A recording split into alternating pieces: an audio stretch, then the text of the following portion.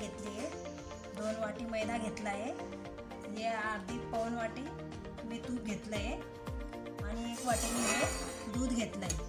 आता आपण याचं बनवणार आहे बिस्किट। आता बिस्किट कसं बनवूया ते बघू आपण। आणि माझ्या चॅनलला सबस्क्राईब करा आणि लाल बटनवर क्लिक करा।